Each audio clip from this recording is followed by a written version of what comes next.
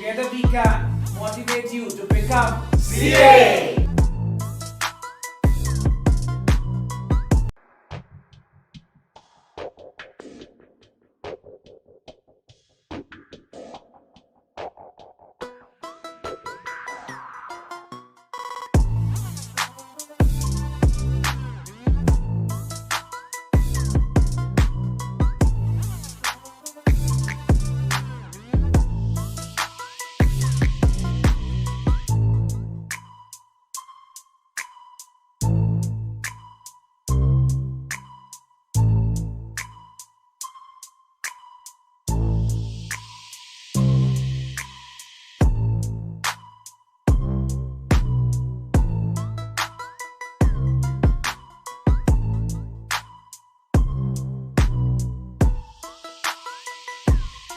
Together we can motivate you to become CA.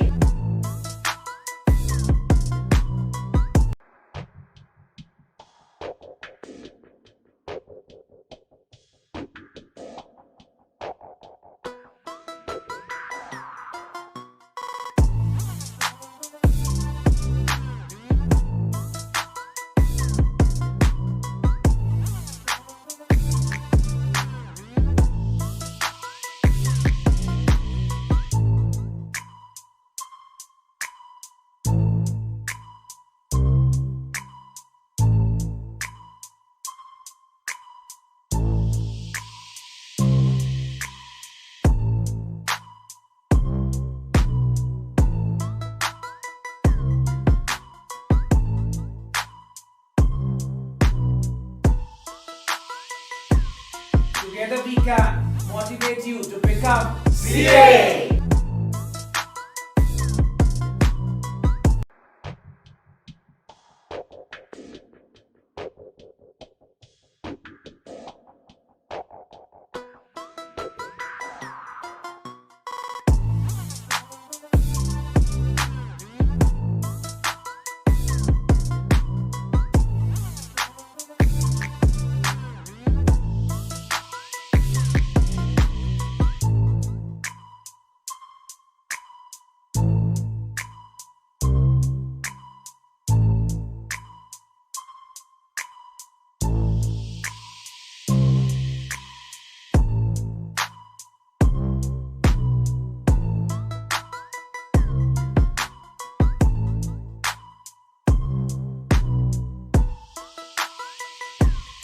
Together we can motivate you to become CA.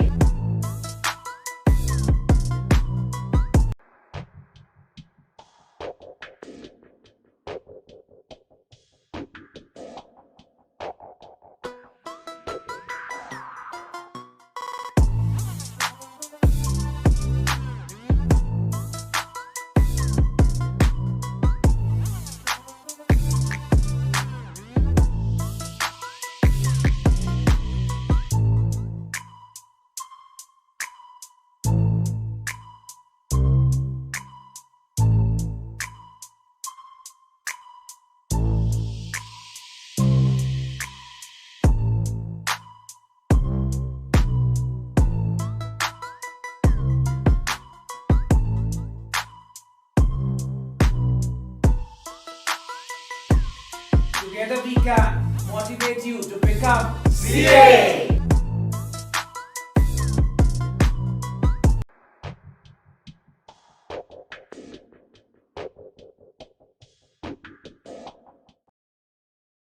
One of the mechanism था जो चाणक्य ने शुरू कर दिया। ठीक है, कोशिश करो यार 7:30 तक पहुंच जाओ, क्योंकि उसमें क्या होगा, कोई ना कोई आएगा तो इंट्रैक्शन टूटती है। ठीक है, 7:30 तक पहुंच जाओ। 5 मिनट मैं तुम्हें वो दे रहा हूँ ऑल्ट, कोई बात नहीं, 5 मिनट लेट हो कोई दिक्कत नहीं, मैं कोशिश करो 7:30 पहुंच जाओ। हमने 7 बजे का सोचा था, बट क्योंकि थोड़ी ठंड है तो इसलिए 7:30 कर दिया उसको, तो आने वाले टाइम में वो 7 हो जाएगा। ठीक है, तो अभी क्या हम टैक्सेशन में वो पढ़ रहे थे कि हाँ जी ये आ गया। उसके बाद क्या हुआ, 1857 में क्या हुआ, ब्रिटिश गवर्नमेंट आ गई। थोड़ा थोड़ा लिखते हैं कि याद रहे। ठीक है, बुक कॉपी में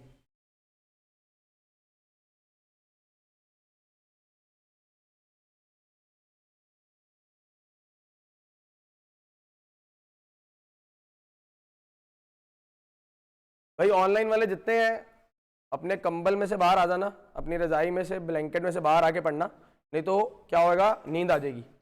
या टेबल चेयर पे पढ़ना, और मेरे को लग रहा है कुछ लोग बेड पे बैठे हैं अभी भी, ठीक है, तो बेड से बाहर आके टेबल चेयर में पढ़ना, ठीक है, वो कन्वीनियंट रहता है थोड़ा, नहीं तो थोड़ा थोड़ा टेढ़े टेढ़े होते होते होते होते कैमरा ऑफ और सो जाओगे, ठीक है। तो पहला लिखेंगे हम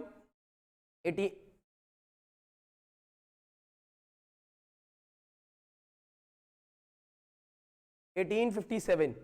1857 में क्या हुआ, ऊपर लिखेंगे background.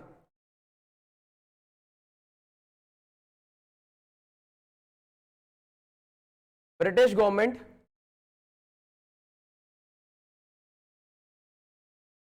was at war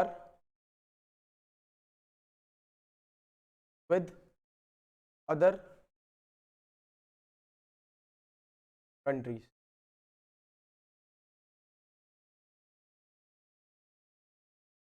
The funds were required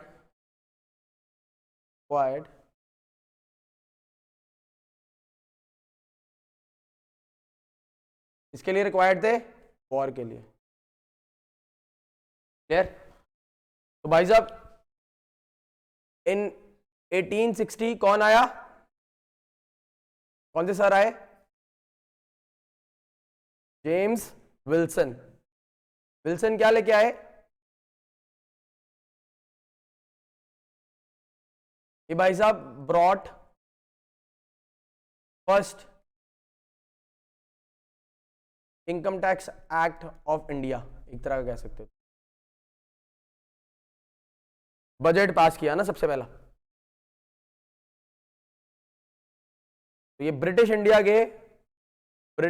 के फर्स्ट क्या थे, फाइनेंस मिनिस्टर।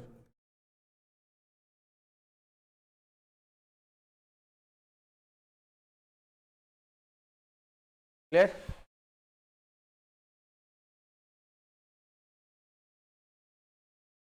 तो पहली बारी जो टैक्स लिवाई हुआ, टैक्स was levied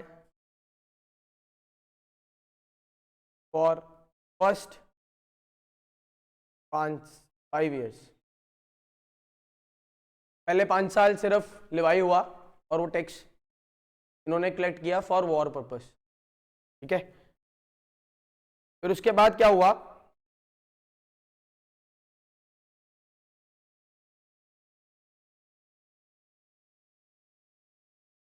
एटीन 86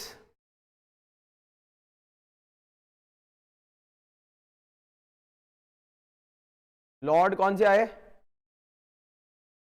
डफिन। इन्होंने क्या लिया है, ये फिर इन्होंने ब्रॉड किया income tax act of India. क्यों, सेकेंड वॉर।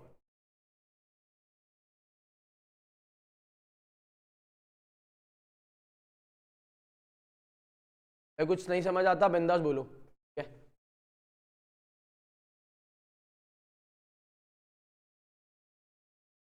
तो इन्होंने फिर से टैक्स लिवाई किया, ठीक है। अब यहां तक टिल दिस डेट कोई भी इनकम टैक्स एक्ट नहीं था, एक्ट वॉज नॉट देयर।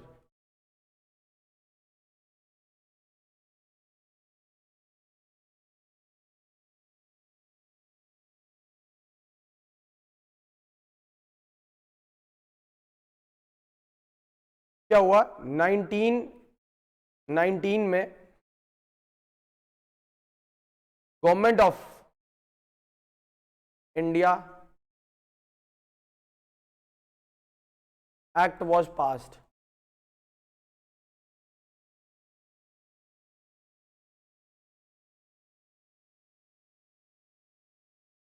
अब ये जो गवर्नमेंट थी वो ब्रिटिश ही रन कर रहे थे, ब्रिटिश।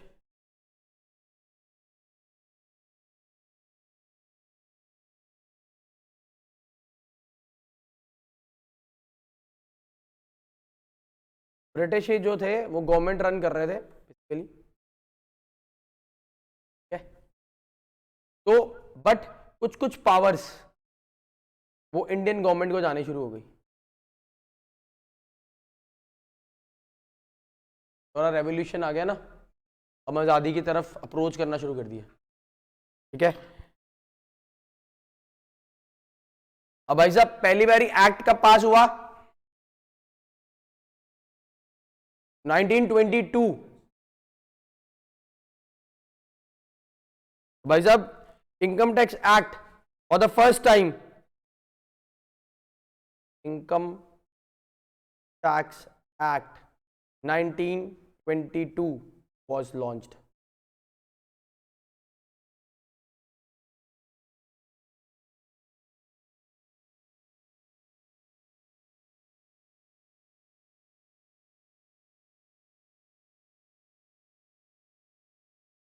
जैसे ही एक्ट बना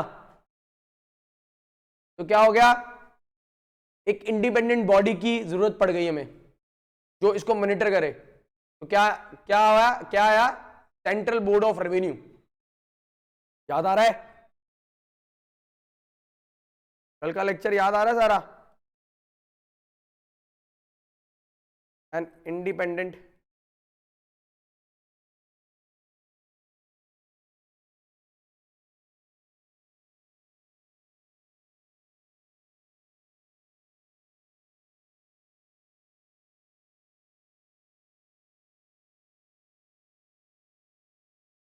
सेंट्रल बोर्ड ऑफ रेवेन्यू क्यों बनाया गया इसको?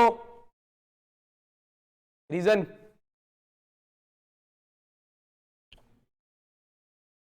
गवर्नमेंट चेंज होती थी 5 साल बाद, तो गवर्नमेंट चेंज होती थी तो दिक्कत बढ़ जाती थी, भाई इसको मॉनिटर कौन करेगा, ठीक है। तो गवर्नमेंट चेंज, गवर्नमेंट में कम और goes, central board of revenue remains. ये कहां पढ़ा है तुमने ऐसा वाला?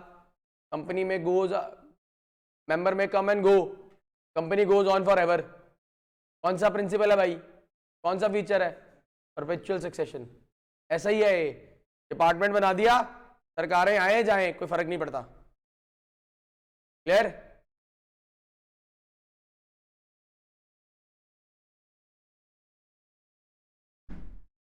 यहां तक क्लियर है? फिर इसके बाद 1947 क्या हुआ? इंडिपेंडेंस। जब इंडिपेंडेंस आ गई, जब इंडिपेंडेंस आ गई तो क्या फेल्ट हुआ ब्रिटिश पार्लियामेंट से? क्योंकि ये जो पावर थी, कुछ कुछ पावर्स इंडियन गवर्नमेंट के पास थी, यहां पर आपस तो कुछ कुछ पावर थी ना, सारी पावर तो थी नहीं। तो यहां पर एक्ट बनाया भी गया 92, इसमें सारी पावर तो हमारे पास थी नहीं, मेजरली ब्रिटिश गवर्नमेंट के पास थी, ब्रिटिश पार्लियामेंट से पास हो रही थी चीजें, तो हम तो पास कर नहीं रहे थे। तो जब इंडिपेंडेंस आ गई तो ब्रिटिश तो निकल गए, अब क्या हो गया, अब हमें अपना एक्ट चाहिए था, ठीक है। तो उसके कारण क्या आया, 1961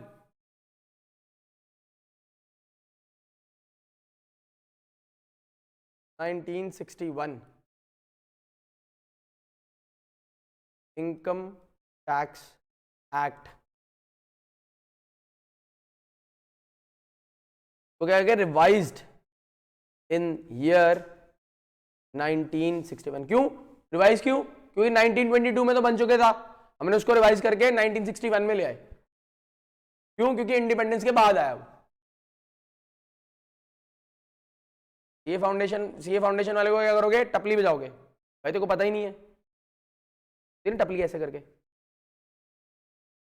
है कुछ लोग टपली, ठीक है, तो उसके टपली बजाओ। क्या भाई 1922 में आया, 1961 में नहीं आया? क्यों आया, उसको लॉजिक दो।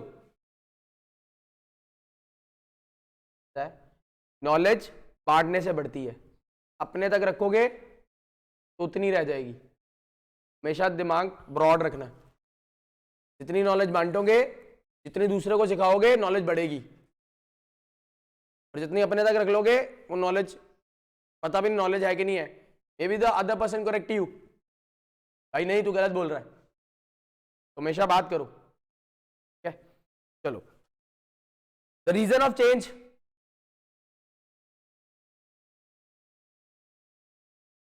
हर जगह पर क्या लिखा था? ब्रिटिश पार्लियामेंट, बट अब क्या था? Indian parliament. तो चेंज करना जरूरी था। 1922 में ब्रिटिश पार्लियामेंट था ना, उसके अकॉर्डिंगली चल रहा था हमारा लॉ, उसके बाद हमें चेंज करना जरूरी था।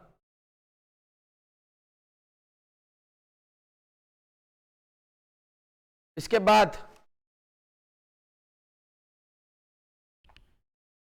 1962 इनकम टैक्स रूल्स आए। मैंने तुम्हें क्वेश्चन पूछा था भाई साहब, कौन कौन आंसर देगा? सर्च किया सबने? यही बेनिफिट है क्लासेस,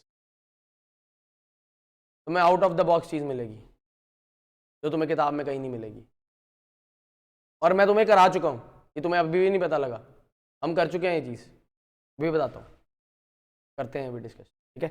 तो 1962 में हमारा इनकम टैक्स रूल्स आ गए। ये रूल्स क्या बताते हैं भाई?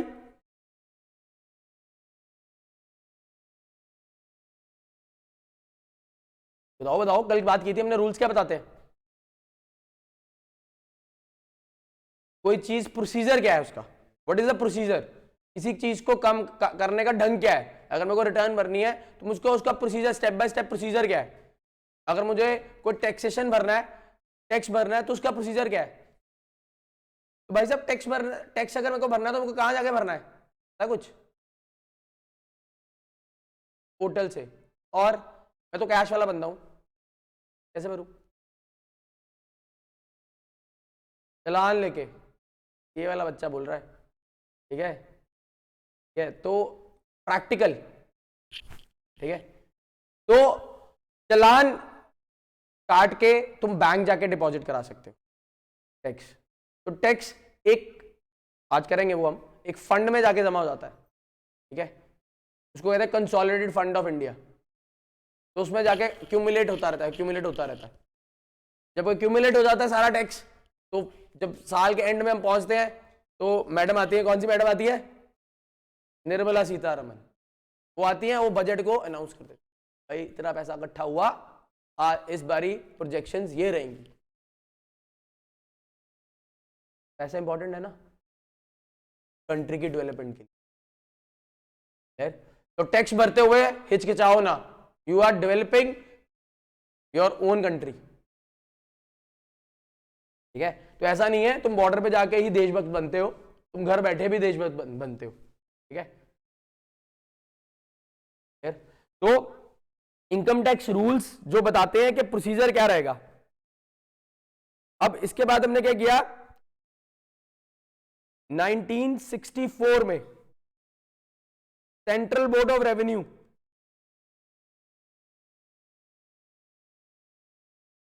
जो रेवेन्यू था उसको दो पार्ट्स में डिवाइड कर दिया गया। कौन से? CBDT, CBIC. फुल फॉर्म बोलो भाई। Central board of direct taxes,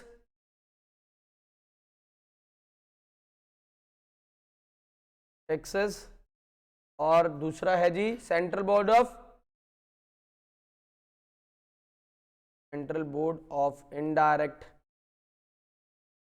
taxes and. Clear है भाई यहां तक? अब इन दोनों की क्यों रिक्वायरमेंट हुई? क्योंकि हैवी हो गया ना, सब्जेक्ट ही हैवी हो गया, रेवेन्यू हैवी हो गया। आज हम पॉपुलेशन में सबसे ज्यादा ऊपर है, चाइना क्रॉस कर लिया। तो भाई इतनी आबादी से को मैनेज करना ही बहुत बड़ी बात है, हमसे 4 बंदे मैनेज नहीं होते।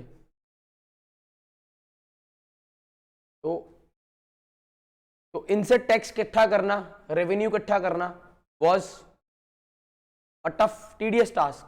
तो डिपार्टमेंट्स को 2 में डिवाइड किया, भाई एक जो डायरेक्ट टैक्सेस के बारे में देखेगा और एक इनडायरेक्ट टैक्सेस के बारे में। इसीलिए 2 सब्जेक्ट्स हैं, 2 टीचर्स। क्लियर, यहां तक क्लियर? चलो आगे थोड़ा सा इसको और ब्रीफ करता हूं। सेंट्रल गवर्नमेंट क्या है? सेंट्रल गवर्नमेंट है, सारे काम ये खुद तो नहीं कर सकती सेंट्रल गवर्नमेंट, तो इसने क्या किया, आगे क्या किया, मिनिस्ट्रीज बना दी। तो हम कौन सी मिनिस्ट्री में जाएंगे? इन्होंने मिनिस्ट्री बना दी, तो हम कौन सी मिनिस्ट्री जाएंगे? एक्ट करना है तो कौन सी मिनिस्ट्री देखेगी हमें? फाइनेंस मिनिस्ट्री यार, ministry of finance.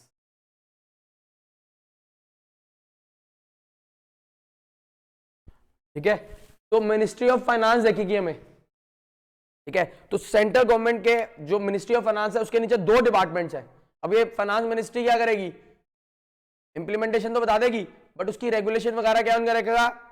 ईबीडीटी and EB. यार इतना क्यों करा रहा हूं मैं? क्योंकि ये तुम्हें लास्ट में काम आएगा। जब स्ट्रक्चर पता होगा ना तो लास्ट में काम आएगा। कोई टीचर नहीं बताएगा तुम्हें स्टार्टिंग में स्ट्रक्चर क्या है, कोई 2 लेक्चर वेस्ट नहीं करेगा अपने, और जब तुम लास्ट वाले टॉपिक्स पे पहुंचोगे ना तब लगेगा सर मजा आया। एंगेज, मजा आना चाहिए। ठीक है, तो ये समझ आ गया ये डिपार्टमेंट कैसे अलग अलग हो गए। उसके बाद हमने एक बात किया था सेक्शन की, 2 subsection 22 clause A sub clause 4। याद है? पता है सेक्शन कैसे पढ़ते हैं? दोबारा पढ़ाने की जरूरत तो नहीं, लिख लेना इस चीज। टोटल हमारे पास कितने सेक्शन है भाई इनकम टैक्स एक्ट में?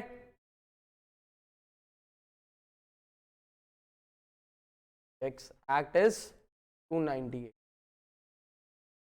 क्या सारे पढ़ेंगे? नहीं पढ़ेंगे। अब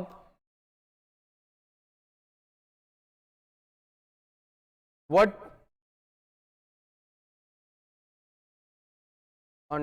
do you understand by word income, word tax, word act? मैंने इसको तोड़ना शुरू किया था। ठीक है, 1961 पे पहुंच गए हम। ये 4 वर्ड्स है, 1 2 3 4। 61 पे कैसे पहुंचे? सारी बैकग्राउंड ये खत्म हो गया, ये वर्ड कर लिया हमने, ये डन हो गया। ठीक है, अब हम कहां पर पहुंचे आगे? एक्ट पे। हमने एक्ट को डिफाइन करना शुरू किया था हल्का हल्का। ठीक है, how to make a law. ठीक है, तो how to make a law में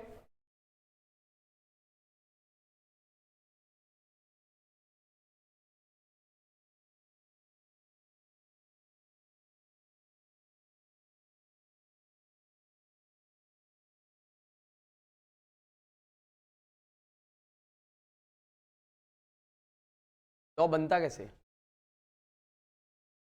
उसमें हमने 3 चीजों में डिवाइड किया था इसको। पहला लॉ मेकर, दूसरा इंप्लीमेंटेशन,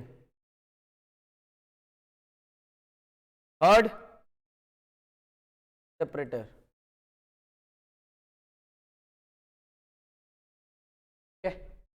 तो लॉ मेक कौन करता है भाई साहब? Ministry of law and justice, ये लॉ बनाती है। क्या ये इनकम टैक्स का लॉ बनाती है सिर्फ? सारे लॉ बनाती है। तो इसके बाद हमने क्या किया था? Pink sheet. Good, pink sheet में क्या था? ड्राफ्ट थी। तो ये पिंक शीट में ड्राफ्ट थी, तो ये ड्राफ्ट किसको भेजते हैं? प्रपोजल भेजा हमने, अभी बनाया और इंडस्ट्री में फ्लोट कर दिया इसको। ये क्या इसकी प्रैक्टिकली इंप्लीकेशन है कि नहीं है? क्या ये प्रैक्टिकली वर्क कर रहा है कि नहीं कर रहा? क्या कुछ ऐड या सब्ट्रैक्ट या सजेशंस कुछ आ रही हैं? अभी भी कोई चीज या कुछ सॉफ्टवेयर आता है तो उसका एक पायलट रन होता है, तब सारी ऑर्गेनाइजेशन नहीं डाल देते, क्योंकि अगर सारी ऑर्गेनाइजेशन डाल देंगे सारी ऑर्गेनाइजेशन जहाँ डूब जाएगी जहाँ उड़ जाएगी। तो एक पर्टिकुलर डिपार्टमेंट में डाल के देखते हैं इसको पहले कि भाई ये वर्किंग है, मॉडल वर्किंग है कि नहीं है। अगर वर्किंग होता है, हाँ हमें बेनिफिट्स आते हैं, तो हम उसको आगे आगे आगे एक एक एक एक डिपार्टमेंट में आगे डालना शुरू करते हैं। क्लियर? तो ऐसे ही जो लॉ बनने से पहले उसको हम ड्राफ्ट इंक शीट में इंडस्ट्री में फ्लोट कर देते हैं। इंडस्ट्री से कुछ क्या आएंगी, सजेशंस आएंगी, तो ये क्या चेंज हो जाएगा व्हाइट शीट में, ऑल सजेशंस आ जाएंगे इसमें, और कुछ चेंजेस करने होंगे तो चेंजेस आ जाएंगे। ठीक है, अब ये जब व्हाइट शीट फाइनलाइज होगी तो ये ड्राफ्ट बिल बन जाएगा, जो कहां चल जाएगा, पार्लियामेंट में। पार्लियामेंट में कौन से दो हाउसेस हैं,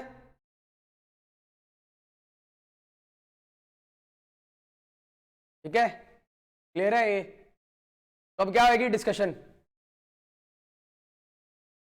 होगी भाई, इस पे बैठ के डिस्कस करेंगे क्या चल रहा है क्या नहीं है, कुछ प्लस है कुछ माइनस है, कोई इधर से चप्पल चलाएगा कोई इधर से चप्पल चलाएगा, ऐसे होता है। ठीक है, तो इसके बाद ये प्रेसिडेंट के पास जाएगा, प्रेसिडेंट क्या दे देगा, अपनी सेंड दे देगा, सेंड दे दिया जैसे प्रेसिडेंट ने, तो लॉ बन गया, एक्ट बन गया, एक्ट इज फॉर्म्ड। पूरे इंडिया में लगेगा, पूरे वर्ल्ड में लगेगा, क्लियर, बना दिया लॉ। मेरी बात एक याद रखना यार, ये एक ऐसा प्रोफेशन है, ये एक ऐसा प्रोफेशन है तुम कुछ भी कर सकते हो। जब तुम सीए कर लोगे ना, तुम कुछ भी कर सकते हो। ऐसा नहीं है सिर्फ मैं फाइनेंस में रहूंगा, तुम्हें बहुत नॉलेज हो जाती है। क्यों? You are into audit, you are into taxation, तुम्हें एक एक ट्रांजैक्शन को समझना पड़ता है उसकी इंप्लीकेशन डालने के लिए। अगर तुम बिजनेस नेचर को नहीं समझ पाओगे ना, तो तुम उसका टैक्स या उसका अकाउंटिंग या उसकी ऑडिट नहीं कर पाओगे। तो इसलिए तुम्हें वास्ट नॉलेज होती है, क्या लूपहोल है, कहां दिक्कत रहेगी, और तुम देखोगे over a period of time जो बड़े बड़े सीएज होंगे वो बिजनेस में कन्वर्ट हो जाते हैं। मेन प्रोफेशन सीए नहीं रह जाता, they started doing businesses. This is the reason, क्यों? उनकी क्लाइंट बेस बहुत है, कोई ना कोई क्लाइंट ऐसा मिल जाता है, he wanted to get bigger, and उसके साथ वो सीए भी इन्वॉल्व हो जाता है। तो सीए एक रिस्ट्रिक्टेड लाइन नहीं है, पहले दिमाग में निकाल लो। सीए इज नॉट सिर्फ कि मुझे जॉब करनी है खत्म, 5 to 9 खत्म, सॉरी 9 to 5, ठीक है, तो ऐसा वाला नहीं होने वाला। क्लियर है भाई, यहां तक क्लियर है? आगे चले। उसके बाद हमने किया था इंप्लीमेंटेशन। इंप्लीमेंटेशन में क्या था,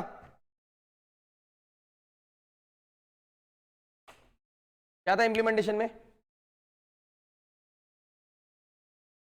दो बॉडीज थी, CBDT, CBIC.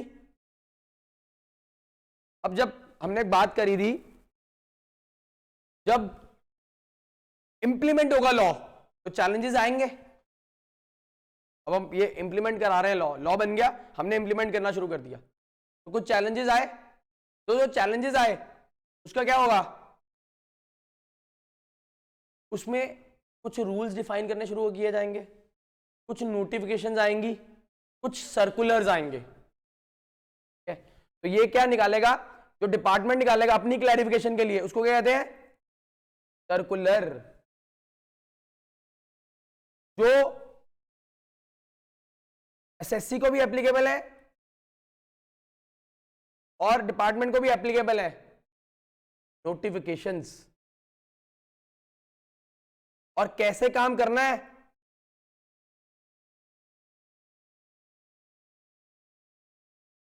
Clear, clear, clear. तो हमने एक यहां पर किया था नोटिफिकेशन की एग्जांपल, कौन सी थी? सेक्शन 139 AA, सब पढ़ के आओगे।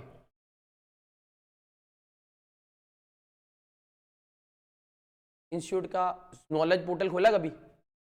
कभी उस गरीब वाली साइड पे गए हो? नहीं गया ना कोई? अच्छा, किसके पास पैन कार्ड नहीं है अभी तक?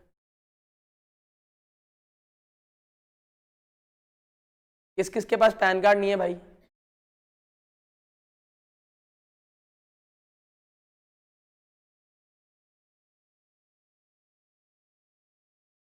यार अपने अपने पैन कार्ड जरूर बना लो, ठीक है? ये में हो, ठीक है, फाउंडेशन क्लियर कर चुके हो। सर पैन कार्ड बना लूंगा तो इनकम टैक्स वाला मेरे घर आ जाएगा, तो कुछ नहीं होने वाला भाई। तुम्हारी इनकम कहां पर है तो तुम्हारे घर आएगा, ठीक है? तो अपने पैन कार्ड बना लो भाई, और कैसे बनता है उसको समझो और खुद बनाओ जाके। पहला क्लाइंट है तुम्हें वहीं से मिलना शुरू हो जाएगा। पैन कार्ड 500 रुपया लेता है और अच्छा सी 1000 रुपया लेता है, लगते 175 रुपए हैं, 175। ये पता था ये आएगा, मेरे साथ भी होता था। 50 के बाद गिनती भूल जाती है हिंदी वाली, ठीक है? तो अपना अपना पैन कार्ड बना लो भाइयों। सबसे पहला काम पैन कार्ड का आता है जब तुम नए नए सीए बनते हो, तो आपको पता होना चाहिए तुम्हें पैन कार्ड कैसे बनाना है। और किसी को जाके ये नहीं देना भैया ये पकड़ 200 रुपया तो बना के ले आ, खुद प्रोसीजर फॉलो करना है, समझ रहे हो? जितने तो खुद नहीं करोगे ना तो उसका प्रोसीजर समझ नहीं आएगा कि पैन कार्ड का प्रोसीजर क्या बनाने का। क्लियर? मैं होप कर रहा हूं अगले 2-3 लेक्चर में सबके पैन कार्ड बने होंगे, कोई फिर ऐसे वाला हाथ नजर नहीं आएगा मुझे, ठीक है? तो हमने बात की थी सेक्शन 139A। ये कहां से पढ़ना है भाई? पोर्टल से पढ़ना है। ये कौन से चैप्टर में मिलेगा? इनकम टैक्स में तो मिलेगा। कौन से चैप्टर में मिलेगा इनकम टैक्स में? चैप्टर प्रोविजन में मिलेगा, प्रोविजन ऑफ फाइलिंग रिटर्न। ये सेक्शन क्या कहता है? ये कहता है कि भाई साहब, इससे पहले जो सेक्शन है वो कहता है Aadhaar is mandatory for everybody. ने बात की थी आधार की, एग्जांपल दी थी तुम्हें मैंने आधार की। भाई 5 नंबर का क्वेश्चन आया नवंबर 2022, 5 मार्क्स का क्वेश्चन है, पेपर उठा के देख लेना। फिर कह रहा हूं जो करा रहा हूं वो सब इंपॉर्टेंट है, जानबूझ के करा रहा हूं, ठीक है? तो सेक्शन 139A क्या कहता है? कहता है जब भी कुछ एक्सेप्शंस हैं जहां पर आधार मैंडेटरी नहीं है तब भी आप रिटर्न फाइल कर सकते हो। दीदी आई थी ना, एनआरआई दीदी आई थी, तो वो एओ आया था, एओ क्या कह रहा था? आधार मैंडेटरी है। वो कह रही मेरे पास, मैं तो एनआरआई हूं, मैं तो आधार को, मेरे को जरूरत ही नहीं है, मैं क्या करूंगी आधार? तो नोटिफिकेशन के थ्रू अमेंडमेंट लाई गई। वहां लिखा होगा तुम्हारे, ये बुक में जाओगे ना, provision for filing of return में जाओगे, वहां पर लिखा होगा नोटिफिकेशन के थ्रू अमेंडमेंट लाई गई। क्या? कि Aadhaar is not mandatory for this class of people for filing of the return. उसमें क्या है? जो बंदा मेघालय, असम वगैरह से बिलोंग करता है उसके लिए, जो सीनियर सिटीजन है उसके लिए, जो एनआरआई है उसके लिए, और 1-2% और होगा। कोई दिक्कत नहीं है, रिटर्न फाइल ही कर सकते, फिर तो कोई दिक्कत ही नहीं है। अगर मेरे पास आधार है, Aadhaar is mandatory for filing of the return, मैं आधार लिंक करके आगे निकल जाऊंगा।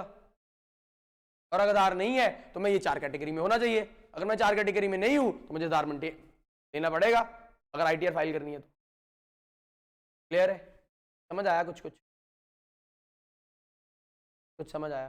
करेंगे ये चैप्टर इन डिटेल करेंगे, बट मेरा पॉइंट क्या है, कुछ इंपॉर्टेंट था तो मैंने उसको के साथ लिंक कर दिया, ठीक है? तो नोटिफिकेशन रूल्स, और अब मेरे को बताओ, मेरा फिर क्वेश्चन वही वाला, income tax act 1962 income tax rules 1962 क्यों? अब आओ,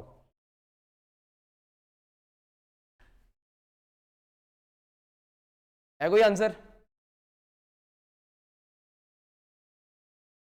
भाई जब भी पढ़ना है तो क्यों लेके चलना है अपने पास दिमाग में, क्यों?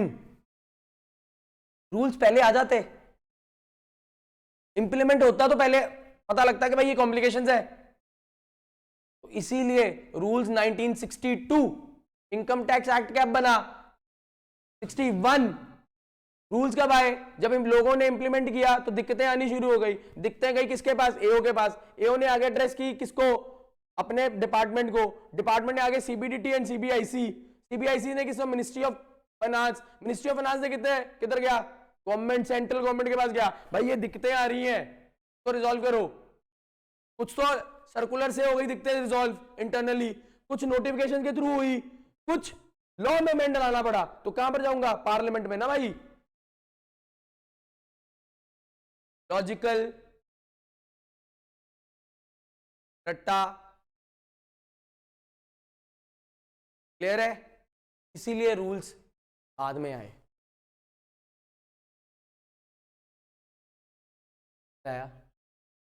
इसीलिए नोटिफिकेशंस बाद में आती हैं, इसीलिए सर्कुलर बाद में आते हैं, इसीलिए केस लॉ बाद में बनते हैं। लॉ तो बन जाता है, लॉ तो चार दीवारी में बैठ के बना दिया तुमने, बट प्रैक्टिकली कुछ और है ना। हर इंडस्ट्री के लिए सिनेरियो कुछ और है ना। हाथ की पांचों उंगलियां एक जैसी नहीं ना होती, बड़ी छोटी होती है।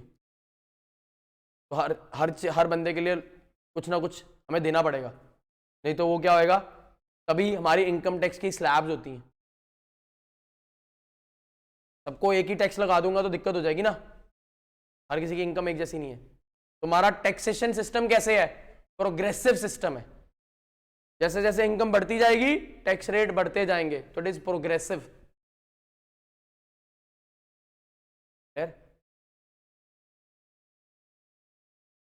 हुए पैसे वसूल।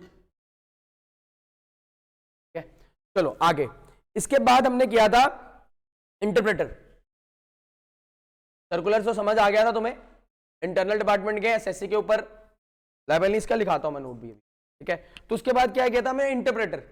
अब जब लॉ आता है, लॉ और इंप्लीमेंटेशन हम करते हैं, तो हम इंप्लीमेंटेशन अपने हम लॉ पढ़ते हैं, हम सीए लोग लॉ पढ़ते हैं, उसको इंप्लीमेंट करते हैं एसएससी के ऊपर, और उसकी रिटर्न वगैरह जो भी है उसका फाइल कर देते हैं। भाई तेरा ये बनता है, तेरी बैलेंस शीट ऐसे बननी है, तेरा प्रॉफिट एंड लॉस ऐसा बनना है, और तेरी ये इनकम है, और ये फाइल कर दी।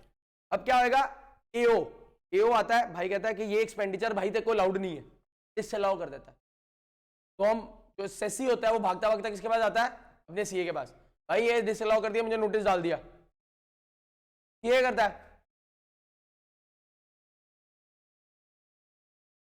मैं हूं ना। 40,000 तेरा ने क्या किया? एड बैक कर दिया, इनकम बना दिया, उसके ऊपर 30% लगा दिया, सीधा टैक्स। कोई बात नहीं, मैं बचाऊंगा ना 12,000 तेरा।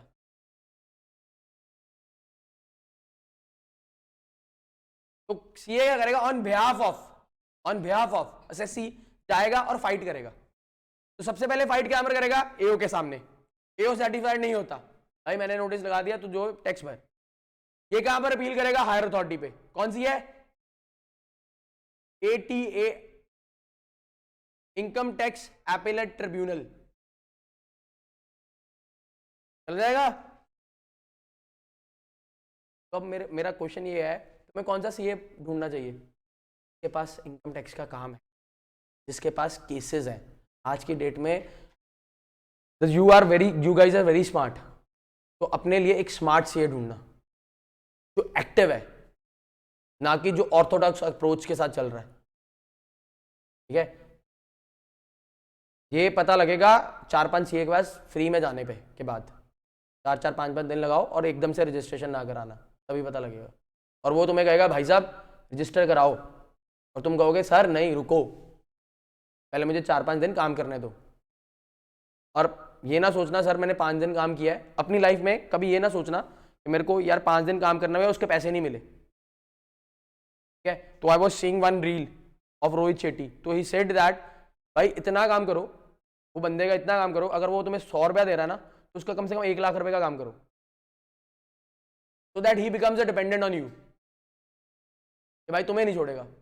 और जब तुम 1 लाख रुपए का काम करोगे ना, वो तो तुम्हें इनडायरेक्टली तो पता है ये भाई अगर ये गया मेरी लग जाएगी, तो तुम्हें कभी छोड़ेगा नहीं, फिर तुम अपनी टर्म्स पे आओगे। ठीक है, तो कीप वर्किंग हार्ड। मैं ये नहीं कह रहा एंजॉय नहीं करना, मैं ये नहीं कह रहा एंजॉय नहीं करना, कहीं नहीं मैंने कहा, एंजॉय करो जितना कर सकते हो, लाइफ मिली एंजॉयमेंट के लिए। ठीक है, बट तो प्रेशर कुकर नहीं बनाना, सिर्फ पैसे के पीछे नहीं भागना। On and live proper, family important है, बाकी चीजें सब बाद में। क्लियर? तो हम कहां थे? लेक्चरबाजी बहुत होगी।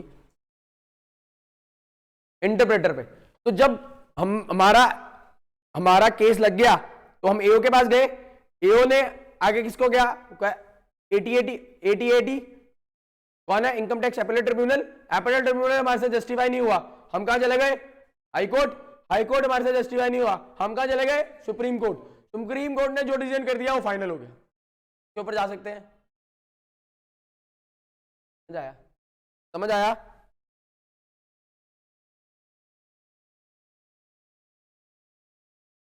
लिखो यहां पर, थोड़ा सा लिखाता हूं, इसमें रहेगा। The law maker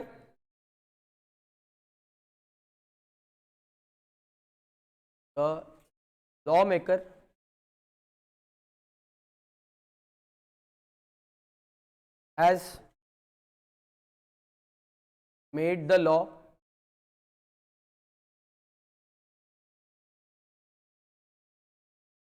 but when it comes to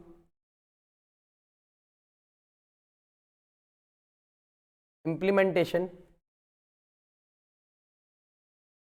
the lawmaker and the law interpreter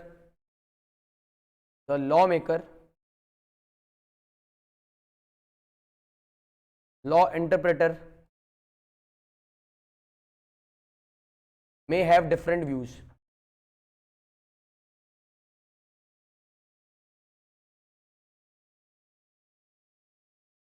हो सकता है ना डिफरेंट व्यूज।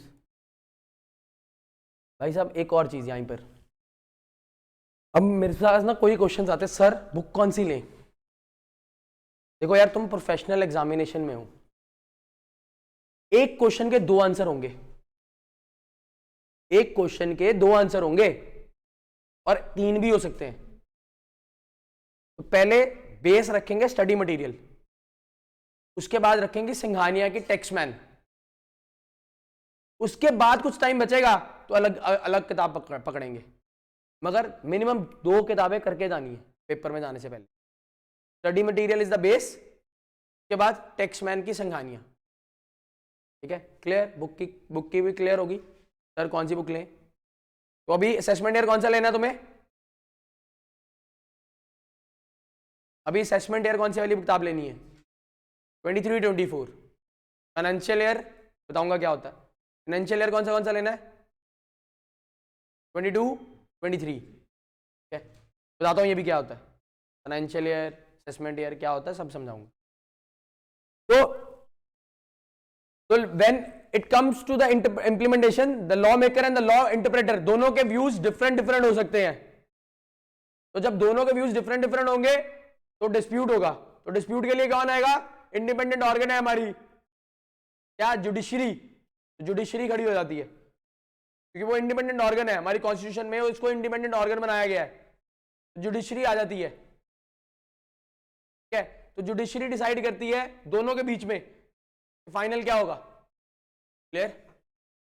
क्लियर? तो यहां से जो निकलेगा वहां से क्या निकलेगा? Case law. तो हम कई बार कहते हैं ना refer to the case law, तो वो इसीलिए कहते हैं।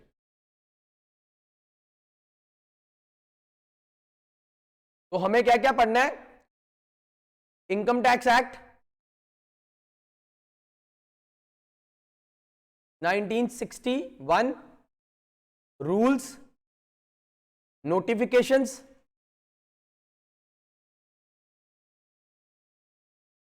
सर्कुलर केस अमेंडमेंट्स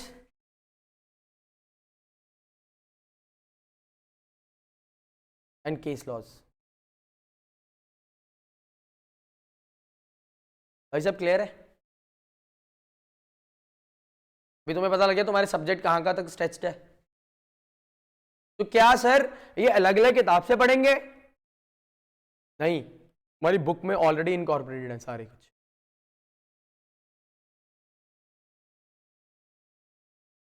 अलग अलग किताब से पढ़ने की जरूरत नहीं है। हर एक क्वेश्चन के 2 व्यूज होंगे, 2 से 3 भी व्यूज हो सकते हैं। तो जो बेस्ट व्यू होगा वो हम I will narrate to you in the class. बाकी जो भी व्यू होगा you can take an alternative view also. वो over a period of time समझ आएगा, अभी नहीं समझ आएगा। जब लास्ट के 10, 12, 20, 25 लेक्चर लगाएंगे ना, उसमें समझ आएगा सर ये भी तो व्यू है, सर ये भी तो व्यू। तुम खुद दोगे, मैं नहीं बताऊंगा, तुम खुद दोगे। क्लियर? तो यहां तक हमारा हो गया लॉ का। अब भाई साहब जो लॉ है,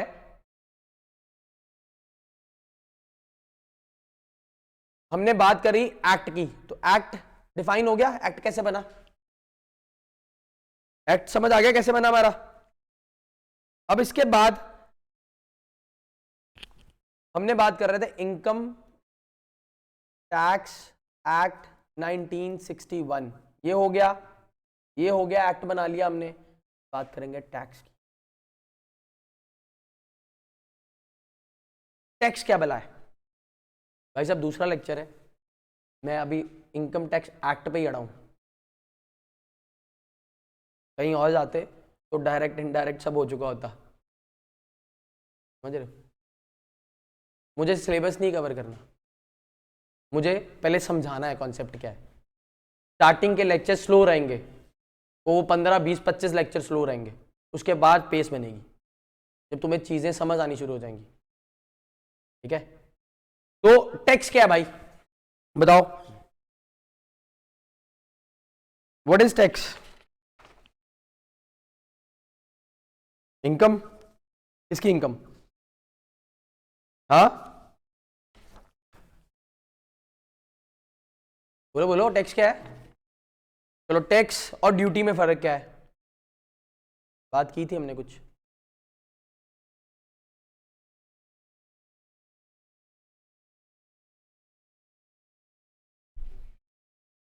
क्या होता है टैक्स और ड्यूटी में फर्क?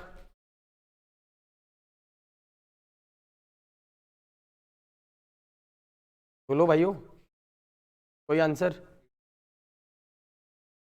ड्यूटी कस्टम पे लगती है, और कोई आंसर? गुड्स पे लगती है, और कोई आंसर? बोलो बोलो।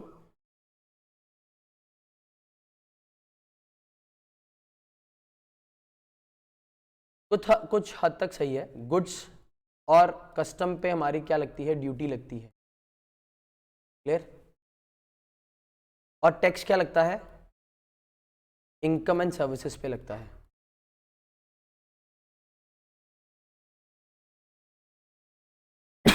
Tax is a wider term,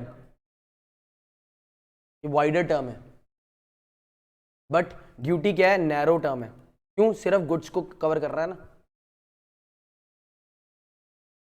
तुम कह सकते हो टैक्स एक तरह का, ड्यूटी एक तरह की टैक्स भी है, बट एक टैक्स एक तरह की ड्यूटी भी है, वाइस वर्सा कह सकते हो।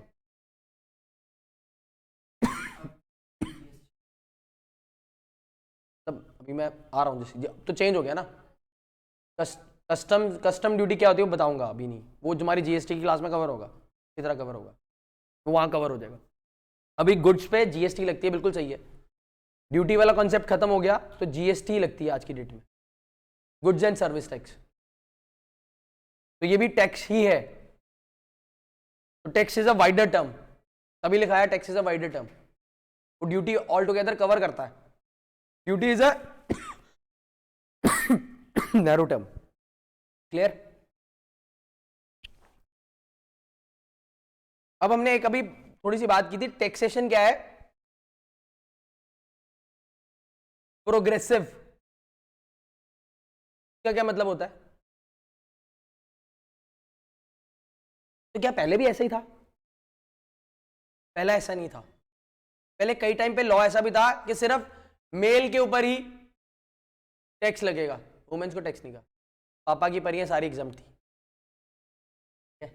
तो पापा की परियां सारी एग्जाम थी, और पापा के मगरमच्छ जो सारे थे वो टैक्स लगा देते थे, ठीक है।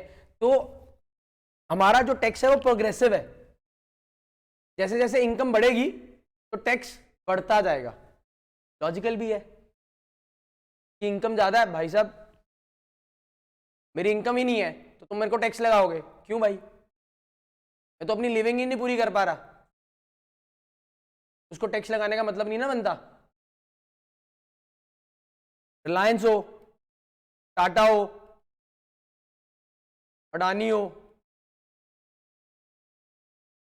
ठीक है, तो इनको टैक्स लगाने का समझ आता है। जहां कोई बिग कॉर्पोरेट हो तो इसको हायर टैक्स बनता है, बट क्या करते हैं? टैक्स प्लानिंग,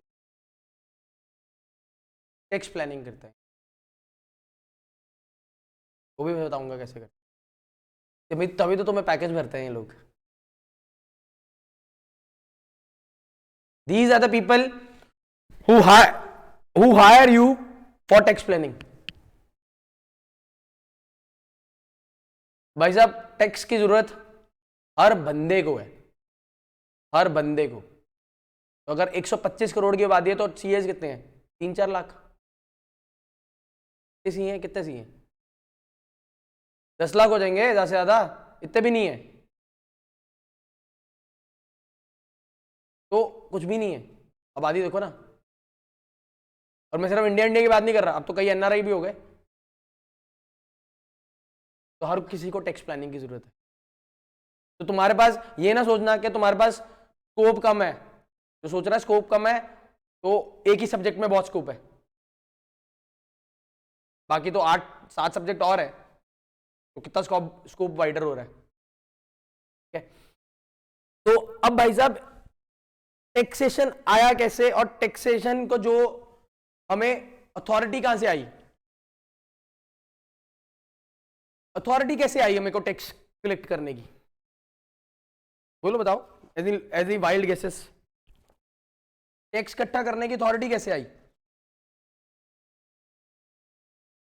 लॉ पास हुआ, उसके बाद लॉ कैसे पास हुआ वो हमने किया, लॉ इस तरह पास हो गया, ठीक है। तो लॉ पास होने के बाद हमें टैक्स की अथॉरिटी आ गई कि हम टैक्स इकट्ठा कर सकते हैं, ठीक है।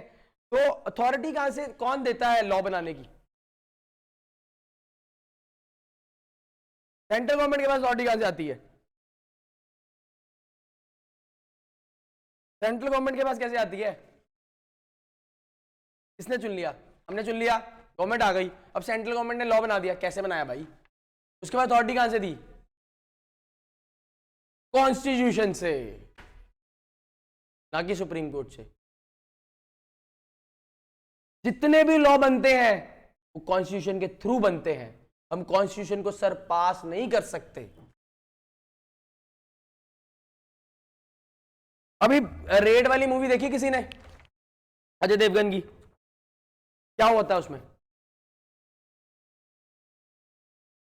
फौज आती है, दरवाजे बंद, जहां हो लोग ठहर जाओ, ठीक है, फोन बंद, कम्युनिकेशन बंद, जाम लग गया, ठीक है, उसके बाद सब लाइन में खड़े हो जाओ, टीम सर्च करती है। ऐसे होता है? ऐसे ही देखा मूवी? ऐसे देखा तुमने? भाई कोई सीए को फोन नहीं करोगे, कोई अपने लॉयर को फोन नहीं करोगे, किसी को कुछ नहीं करोगे, सब सर्च पे लग जाते हैं। बुला सकते हैं, बट वो मूवी, मैं तो मूवी की बात कर रहा हूँ भाई, मैं मूवी की बात कर रहा हूँ। अभी तो प्रैक्टिकली, अब तो प्रैक्टिकली मूवी देखी है ना, तो मैं उस तरीके से बात कर रहा हूँ। तो वो रेड करना क्या अथॉरिटी में था? यस, नोटिस लेके आए होंगे। तो वो नोटिस की अथॉरिटी कहां से आई?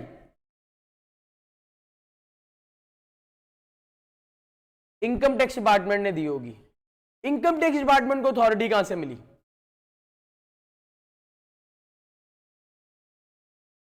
लॉ पास हुआ होगा, लॉ के प्रोविजंस के थ्रू पास हुआ होगा, कॉन्स्टिट्यूशन। क्या बोला, समझ नहीं आया? चल कोई नहीं, फिर दोबारा से आते हैं। कॉन्स्टिट्यूशन का article number 265 of the constitution क्या लिखता है? No taxes can be levied or collected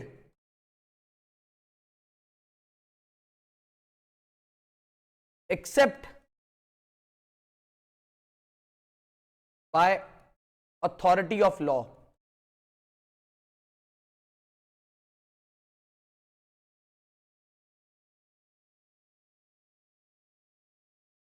अब ये भाई साहब, ये जहां पर अथॉरिटी ऑफ लॉ लिखा है, क्या कह रहा है? आर्टिकल नंबर 265 कह रहा है ऑफ द कॉन्स्टिट्यूशन कि कोई भी टैक्स इकट्ठा नहीं किया जाएगा अनटिल अनलेस वो अथॉरिटी ऑफ लॉ से थ्रू ना आया हो। मतलब there must be a act, मतलब यहां पर कहना चाहता है भाई साहब, there must be a act, जो एक्ट मुझे दे, अथॉरिटी दे टू कलेक्ट टैक्स। तो एक्ट हमें पता, हमने बनाया एक्ट। तो लिवाइड मतलब और कलेक्शन मतलब का फर्क, इसमें क्या फर्क है? प्यार से दिया तो लिवाइड, सेल्फ असेसमेंट करके दिया तो लिवाइड, चोरी करी तो रेड मारेंगे, कलेक्शन, रिकवरी, दोनों पावर है। रेड लीगल है, रेड लीगल है, पावर दी ना, कॉन्स्टिट्यूशन ने पावर दी। अगर यहां पर सिर्फ लिवाइड होता, ये वर्ड ना होता कलेक्शन, तो रेड नहीं कर सकता था मैं। लेविड इज वॉलेंटरी, मैं सेल्फ पे कर रहा हूं, ठीक है, समझ रहे हो?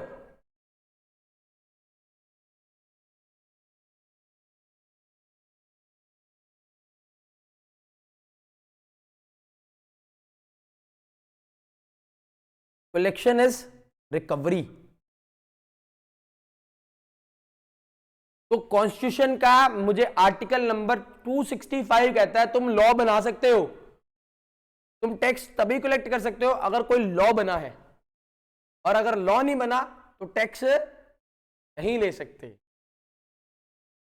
तो लॉ किसके दायरे में रह के बनाया गया? कॉन्स्टिट्यूशन के दायरे में रह के बनाया गया। पॉइंट क्लियर हुआ ये?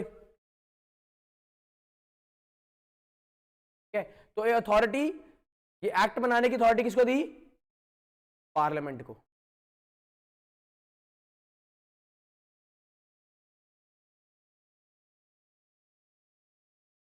अथॉरिटी किसको दी? पार्लियामेंट को, कि भाई तुम एक्ट बनाओ जिससे तुम टैक्स रिकवर कर सको।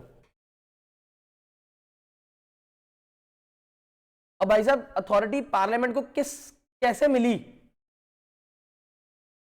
क्योंकि तो अथॉरिटी किसी ने दी होगी।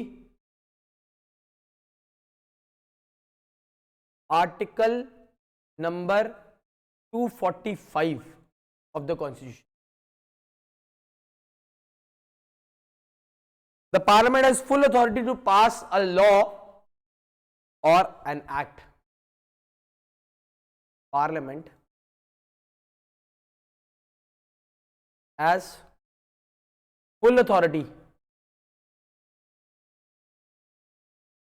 to pass an law or act। समझ रहे हो कितना ब्यूटीफुल कॉन्स्टिट्यूशन है भाई साहब? तुम इसके दायरे के बाहर रह के कुछ नहीं कर सकते। अब पार्लियामेंट को पावर कहां से दी? Article number 245। अब पार्लियामेंट है कौन? हम ही तो लोग हैं, हमारे तो रिप्रेजेंटेटिव्स है। तो हम कभी रिवोल्ट करेंगे? नहीं करेंगे। जब हमारे रिप्रेजेंटेटिव्स ही उसको कर रहे हैं तो मिनिमम रिवोल्ट करेंगे। क्यों? क्योंकि वो हमें, हमारे इन्फ्लुएंस के थ्रू ही ऊपर जाके बैठे हैं, तो हम ही उन्हें फीडबैक दे रहे हैं। बहुत rare of the rarest cases होते हैं जहां पर हम रिवोल्ट करते हैं, भाई नहीं ये सही नहीं है। जैसे हमारा एसेंशियल कमोडिटी बिल पास हुआ था, तो हमने सबने रिवोल्ट किया था कि नहीं ये एसेंशियल कमोडिटी से ना निकालो, ठीक है। तो पार्लियामेंट क्या है, parliament has the full authority to make a law. तो वो लॉ बनाएगी किसके थ्रू, उसको पावर कहां से मिली, आर्टिकल नंबर 245 में पावर दी गई।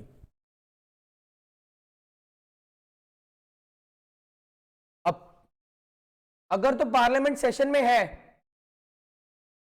इफ द पार्लियामेंट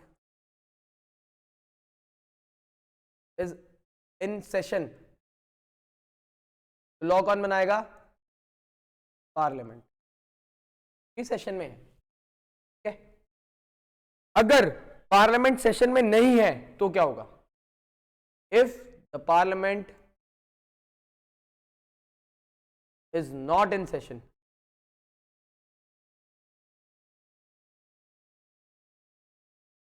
तो आर्टिकल नंबर 123 आ जाएगा। ये क्या कहता है article number 123, the president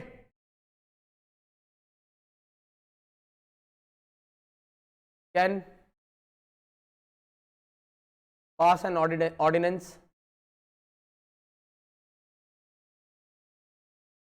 when parliament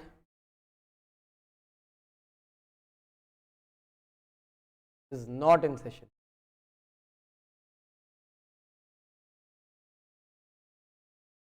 Clear?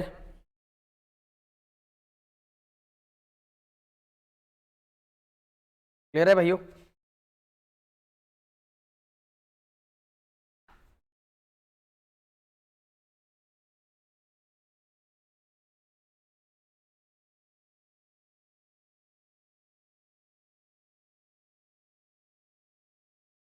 तो एक्ट कहां से बना, कॉन्स्टिट्यूशन ने पावर दी to levy and collect the tax, ठीक है। तो रेड करने की पावर कहां से आई, कॉन्स्टिट्यूशन से पावर आई कि तुम लेवाई भी कर सकते हो, तुम कलेक्ट भी कर सकते हो, बट तुम्हें उसके लिए एक्ट बनाना पड़ेगा। एक्ट में तुम्हें रेड की प्रोविजंस डालनी पड़ेंगी, सर्च एंड सीजर की प्रोविजंस डालनी पड़ेंगी, तुम जाके किसी पार्टी की सर्च कर सकते हो और उसका प्रोसीजर फॉलो करना पड़ेगा। तो ऐसा नहीं है सिर्फ सेल्फ असेसमेंट से टैक्स आएगा, तुम रेड करके भी टैक्स इकट्ठा कर सकते हो अगर तुम्हें कुछ इंफॉर्मेशन फिशी लग रही है। क्लियर? क्लियर? अब टैक्स समझ आ गया, टैक्स कैसे कैसे इकट्ठा हो सकता है, दो तरह से इकट्ठा हो सकता है।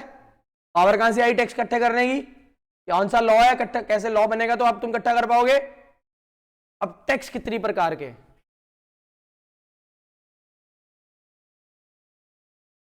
सीधा आते खत्म हो जाती है, डायरेक्ट और इनडायरेक्ट आगे खत्म। वर्ड सुना सरचार्ज, वर्ड सुना सेस, आज इस पे भी डिस्कशन।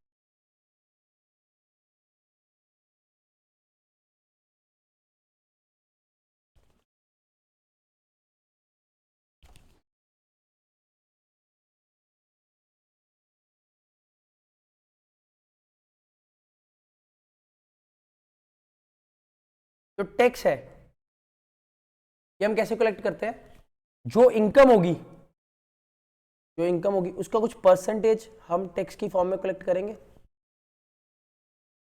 ऐसे ही होगा, सपोज मेरी 10 लाख की इनकम है तो उसका मैं अगर मैं 20% लगाऊं तो 20% टैक्स कितना बन गया, 2 लाख रुपए। तो ये मैं से गवर्नमेंट रिकवर कर लेगी एंड आई हैव टू पे। ऐसे ही होगा। तो टैक्स क्या है, एक परसेंटेज हम देते हैं गवर्नमेंट को, जो आर्टिकल 265 में हमें पावर दी गई है, ठीक है। अब जो टैक्स कलेक्ट होता है, जो टैक्स कलेक्ट होता है वो कलेक्शन की जो पावर है वो कहां पर है, सेंटर और स्टेट, अब दो चीजें हैं, पैसा तो सेंटर को भी चाहिए, स्टेट को भी चाहिए डेवलपमेंट के। तो भाई साहब ये पैसा इकट्ठा कैसे करेंगे? Article number 246 schedule 7 and entry number 82 of union list power देती है सेंट्रल गवर्नमेंट को कि तुम टैक्स इकट्ठा कर सकते हो। तो ये क्या है, तुम्हें याद होगा, तुमने यूनियन लिस्ट सेंट्रल लिस्ट कहीं पढ़ी होगी, एसएसटी में कहीं, अभी भूल गई होगी, बट वो कहीं कभी पढ़ी होगी। तो उसमें क्या है, तुम्हें यूनियन लिस्ट, स्टेट लिस्ट और कॉन्करेंट लिस्ट, 3 लिस्ट होती हैं। उसमें कुछ सब्जेक्ट डिवाइड किए होते हैं कि भाई इस पे सेंटर काम करेगा, इस पे स्टेट काम करेगी और इस पे दोनों काम करेंगे सब्जेक्ट्स पे। तो वो क्या है, एंट्री आर्टिकल 246 का शेड्यूल 7 और एंट्री नंबर 82 सेंट्रल गवर्नमेंट को पावर देती है कि टैक्स कलेक्ट करना इंडिविजुअल से आपका राइट है। तो क्या सेंट्रल गवर्नमेंट ऐसे थोड़ा नॉक नॉक करेगी तो वही टैक्स दे दो, ऐसा नहीं होने वाला। उसको भी तो पावर चाहिए, तो उसको पावर किसने दी? कॉन्स्टिट्यूशन ने पावर दी। तो कॉन्स्टिट्यूशन ने आर्टिकल कौन से में पावर दी? 246 शेड्यूल 7 एंट्री नंबर 82 में पावर दी यूनियन लिस्ट में कि भाई ये तुम्हारा काम है, तुम टैक्स कलेक्ट कर सकते। तो टैक्स कैसे कलेक्ट होगा? जहां तो भाई खुद दे दे, सेल्फ असेसमेंट, चालान भरे और बैंक में जमा करा दे, जहां ऑनलाइन पोर्टल में जाके जमा करा दे, ठीक है। जहां क्या करे, लो रेड कर दे, सर्च कर ले, सीजर कर ले, तो टैक्स। अब जो ये टैक्स कलेक्ट हो गया, ये कहां जाएगा बोलो? इसी फंड में जाएगा। वो कौन फंड का नाम क्या है? Consolidated fund of India. जब तुम पेमेंट करते हो ना ऑनलाइन टैक्स की, तो एक कहां चले जाता है? उस पर्टिकुलर बैंक अकाउंट में, टैक्स के बैंक अकाउंट में चले जाता है डायरेक्टली, और वो पार्क हो जाता है वो टैक्स वहां पर। तो जैसे जैसे टैक्स पार्क होता रहता है वो अकाउंट हैवी होता रहता है, तो हमें पता लगता है इतना रेवेन्यू कलेक्ट हो गया। अब भाई साहब रेवेन्यू तो कलेक्ट हो गया, रेवेन्यू तो सेंटर के पास चले गया, स्टेट तो चिक्के मारेगी। हमारे वो मफलर वाले भैया, मुझे तो दो, मुझे तो कुछ दे ही नहीं रहे तुम। रोज आगे स्टेटमेंट बोलता है ना, मुझे तो बजट में कुछ दिया ही नहीं, कहता ना ऐसे, मुझे तो बजट में कुछ दिया ही नहीं। वो तमिलनाडु वाली मैडम, दीदी वेस्ट बंगाल वाली, आगे चिके मारेगी, मुझे तो कुछ दिया ही नहीं, आमी छो मुझो कुछ ऐसे बोलते हैं ना वो, तो मुझे तो कुछ दिया ही नहीं। फिर यहाँ कैप्टन साहब बैग लगाने के बाद, मुझे तो कुछ मिला ही नहीं। चिके बजेंगी ना। तो इसको देखते हुए कि चिके ना बजे, कॉन्स्टिट्यूशन ने राइट दिया स्टेट को और सेंटर को कि जितना फंड इकट्ठा होगा वो सेंटर और स्टेट में बटेगा, और for the development of centre and state both. क्योंकि सेंटर में तो एक सरकार है, तो कहेगी मैंने सब कुछ किया।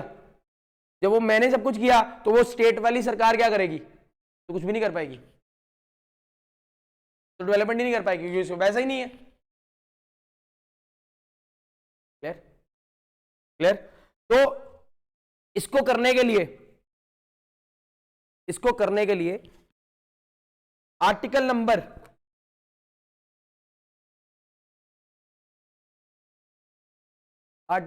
270 आया।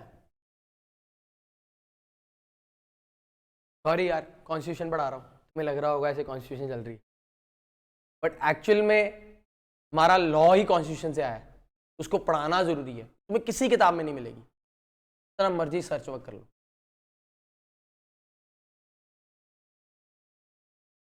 ठीक है, तो आर्टिकल नंबर 270 कहता है जितना पैसा इकट्ठा होगा the funds collected as revenue will be divided between center and state passed by the president.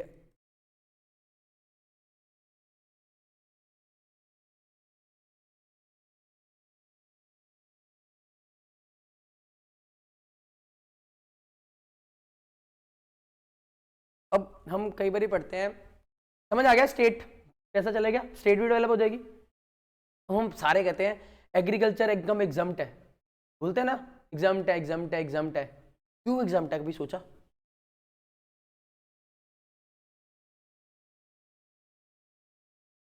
क्यों एग्जम्प्ट है, कभी सोचा? क्या लॉजिक है उसके पीछे एग्जम्प्ट होने का? बेसिक नीड है और महंगी हो जाएगी और नॉर्मल पीपल ले नहीं पाएंगे। क्या सेंटर ने इसको एग्जम्प्ट कर रखा है? क्या स्टेट ने उसको एग्जम्प्ट कर, क्या कॉन्स्टिट्यूशन ने इसको एग्जम्प्ट कर रखा है? क्वेश्चन आना चाहिए ना मन में कि भाई एग्जम्प्ट ही क्यों है, किसने कर रखा है इसको, कहां से पावर आई? बोलो भाइयों। सीधा कहते भाई एग्रीकल्चर वाले को टैक्स नहीं लगता। तो entry number 46 schedule 7, entry number 46 schedule 7 entry number 46 जो कहती है स्टेट सब्जेक्ट,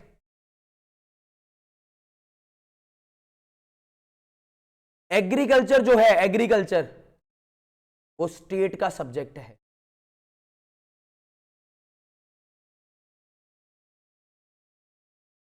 भाई इसके ऊपर टैक्स लगाना या नहीं लगाना किसका काम है? स्टेट का काम है। क्यों? ये स्टेट की जुरिस्डिक्शन में आता है। ये सब्जेक्ट एग्रीकल्चर जो दे रखा है स्टेट को दे रखा है। तो यूनियन हमारी जो लिस्ट है कॉन्करेंट लिस्ट, स्टेट लिस्ट और सेंट्रल लिस्ट, ठीक है, तो उसमें स्टेट लिस्ट का सब्जेक्ट नंबर 46 है ये। तो स्टेट इसके ऊपर देखेगा टैक्स लगेगा कि नहीं लगेगा। तो जो हम चीखे मारते ना एग्रीकल्चर को एग्जाम्प्ट कर रखा है सेंटर ने नहीं कर रखा रे भैया, स्टेट ने कर रखा है उसको एग्जाम्प्ट। स्टेट उसके ऊपर टैक्स लगाती नहीं है। क्यों? क्योंकि उसको वोट बैंक लेना है। Vote bank, vote, so it is not the center who is not levying the tax on agriculture income, it's a state subject and the state has exempted। समझ आया? लॉजिक पकड़ा? क्लियर? तो ये state का subject है और state इसके ऊपर टैक्स नहीं लगे। बट कुछ स्टेट जैसे गुजरात, महाराष्ट्र ने किसी टाइम पे इसके ऊपर टैक्स कलेक्ट किया है, बट ड्यू टू एसेंशियल, जैसे वंश ने बताया कि वो नेसेसिटी है, फार्म को एग्रीकल्चर को प्रोड्यूस करना इंपॉर्टेंस है, तो उसको एग्जाम्प्ट करना भी जरूरी है, इसीलिए उसको एग्जाम्प्ट किया जाता है। तो ये entry number 46 of the state list को डिफाइन करती है। क्लियर है? समझ आया? तो एग्रीकल्चर अब कभी भी तुम टैक्स नहीं लगाओगे उसके ऊपर। क्यों नहीं लगाओगे? उसका लॉजिक ये है, किताब कोई भी सर्च कर लो नहीं मिलेगा। तो इसके बाद हम बात करेंगे, हमारी वो दीदी थी एक जो कह रही थी भैया मेरी तो इनकम कम है, ठीक है, मेरी इनकम कम है, मेरे को टैक्स क्यों ज्यादा लगाया जा रहा है, जब मेरे को इन पैरेलल्स टैक्स क्यों ज्यादा लगाया जा रहा है of the person who is rich, even though हमारा टैक्सेशन जो है प्रोग्रेसिव नेचर का है। तो इसको सोचते हुए एक कॉन्सेप्ट लेके आए गए सरचार्ज का। सरचार्ज क्या बला है? टैक्स समझ आ गया, जितनी इनकम हुई, जितना रेट बना, इनकम आई, नेट इनकम आई, उसके ऊपर टैक्स लगाया, कहानी खत्म। अभी सरचार्ज क्या भला है? जितना टैक्स बना उसके ऊपर टैक्स ऑन टैक्स। भाई जिसका टैक्स ज्यादा रहेगा, जिसकी इनकम ज्यादा रहेगी, एक लिमिट सरकार ने डिफाइन कर दी कि जिसकी इनकम इससे ऊपर रहेगी उसको हम सरचार्ज भी लगाएंगे। तो फॉर एग्जाम्पल सरकार ने क्या कहा, 50 लाख तक जिसकी इनकम है नील सरचार्ज।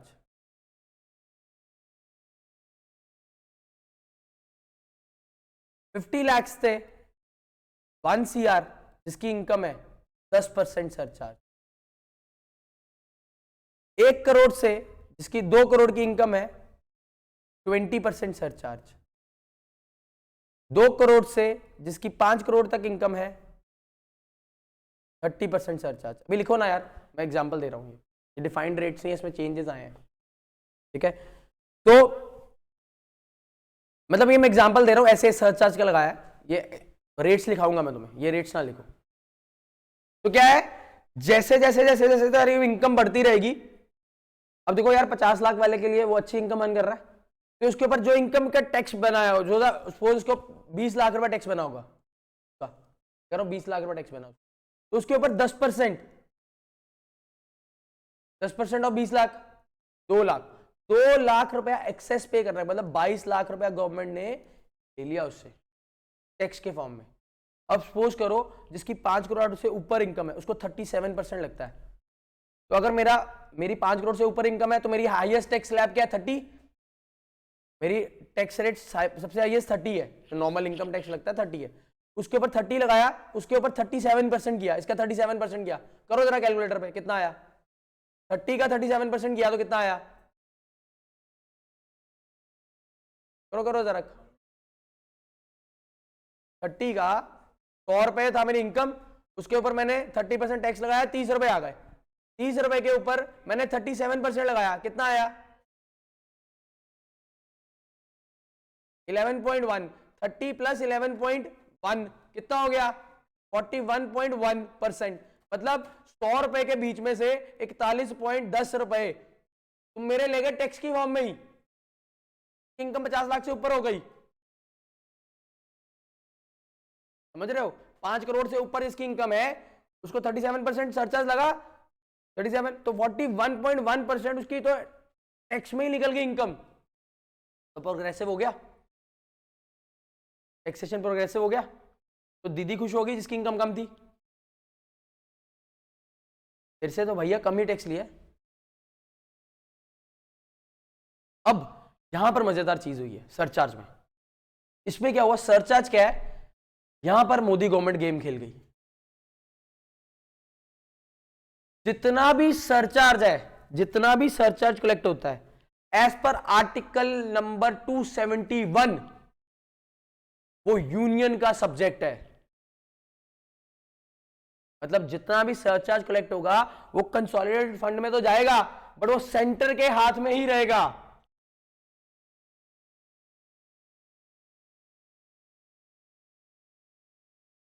क्या कर रहे थे नॉर्मली, क्या कर रहे थे, टैक्स आता था, कलेक्ट हुआ, कंसोलिडेटेड फंड में चले गया, अब ये आर्टिकल 270 खड़ा हो जाता, स्टेट और सेंटर में डिवाइड हो जाता था, तो सारा सेंटर के पास तो गया नहीं, स्टेट के पास चले गया, स्टेट के पास भी चले गया, सेंटर के पास चले गया। अब सेंटर ये तो नहीं कह सकती मैंने कल ही डेवलपमेंट की है, बहुत डेवलपमेंट की मिलके, बट यहां पर सरचार्ज में गेम खेली गई।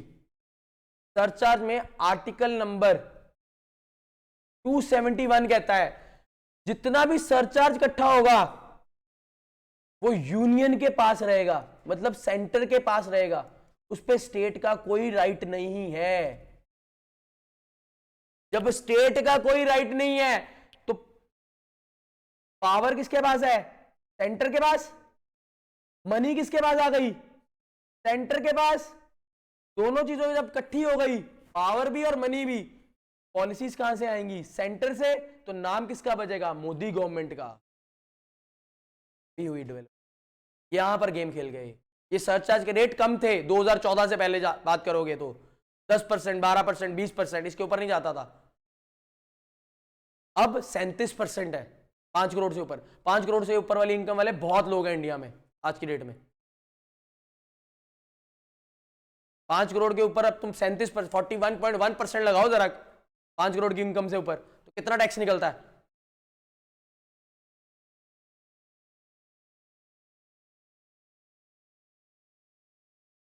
दो करोड़ के पास लगा लिया एक बंदे से,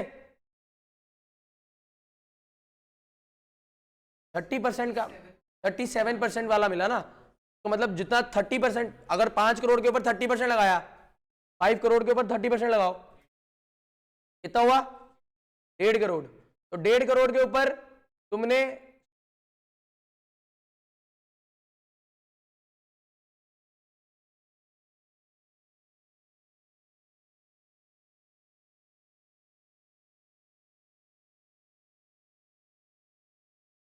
डेढ़ करोड़ टैक्स कहां से आया भाई? 5 करोड़ के ऊपर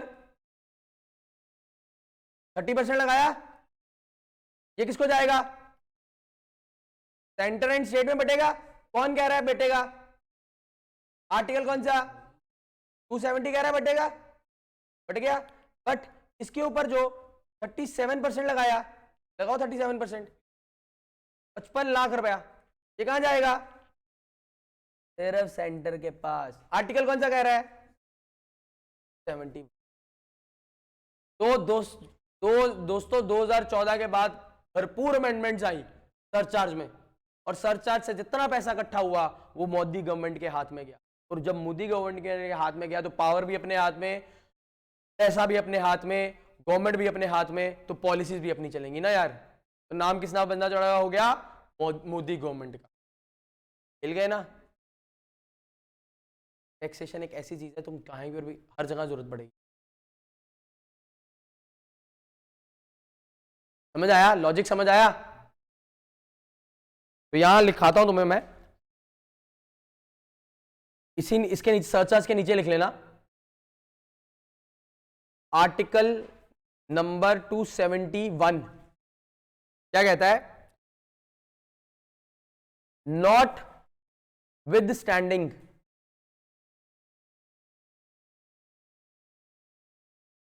anything in article number 270, not with standing मतलब इसको बाईपास कर रहा हूं। 270 क्या कहता है? कि दोनों में बांट दो। तो कहता है 270 में जो भी लिखा गया उसको खारिज कर दो। मेरी सुनो, ठीक है? 271 कहता है मेरी सुनो, 270 को खारिज कर दो, ठीक है? Notwithstanding anything in article 270, the parliament may at any time, the parliament may at any time increase duty and taxes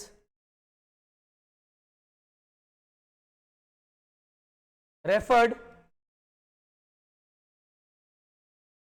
in those articles by a surcharge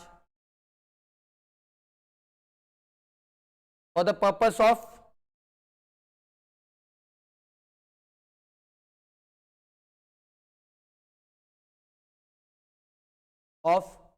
union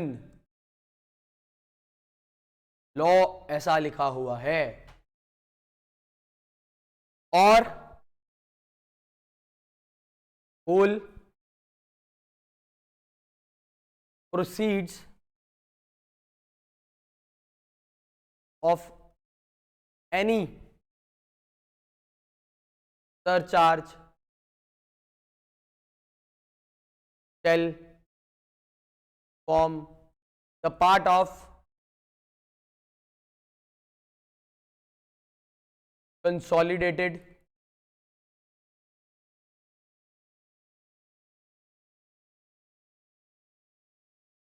fund of India।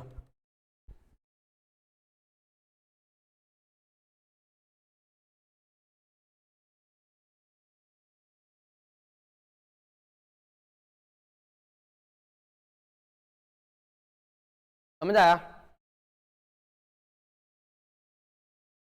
But constitution ही ऐसी लिखी गई है, तो constitution से खेल गए वो लोग, लॉ से खेल गए। बढ़ा दो टैक्स रेट सरचार्ज के, लोकल पब्लिक भी खुश। क्यों? जिसके पास इनकम ज्यादा उसको टैक्स ज्यादा लग रहा है, हम भी खुश। और जो दूसरा बंदा है, कॉर्पोरेट है, वो तो टैक्स भरेगा ही, क्योंकि उसको सरकार के साथ रह के काम करना है, बिना उसके तो काम हो नहीं सकता उसके, तो वो तो चूंचा करेगा नहीं। ठीक है, तो यहां से टैक्स रेवेन्यू कलेक्ट होना शुरू, और रेवेन्यू बहुत भरपूर मात्रा में आना शुरू। क्यों? 33%, मतलब 41.1% टैक्स मैं कलेक्ट कर रहा हूं उस बंदे से जिसकी 5 करोड़ से ऊपर इनकम है। तो 55 लाख रुपए सीधा सीधा सेंटर के हाथ में आ गया एक बंदे से। अगर 5 करोड़ से ऊपर है तो कितने लोग होंगे 5 करोड़ से ऊपर? ठीक है, समझ आया? एक टैक्स हो गया इस तरह का, जो नॉर्मल टैक्स रेट्स हो गए, जो अथॉरिटी दे दी। एक हो गया सरचार्ज, एक हमने बात की सेस की। अब ये क्या बला है भाई? ये सेस है, ठीक है, कुछ और ना समझना इसको। ठीक है, क्लियर? तो